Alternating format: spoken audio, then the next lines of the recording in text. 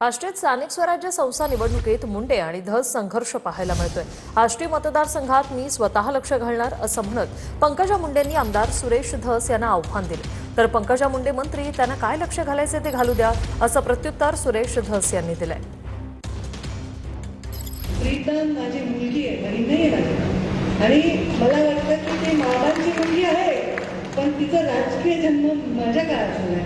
त्यामुळे माझं जे म्हणणं आहे की कर्म करो फल की चिंता मत करो, जे होईल चांगलं होईल तेव्हा होईल। प्रीतमताई आता आल्यात आज आणि त्यांनाही मी त्या निवडणुकीत त्यांची पूर्ण कसर काढणार आहे, फिरवणार आहे आणि त्यांना काही जबाबदारी देणार आहे। जसं मी माझं गाव किंवा गेवराईची किंवा मी स्वतः मी केस आणि आष्टी मी बघणार आहे।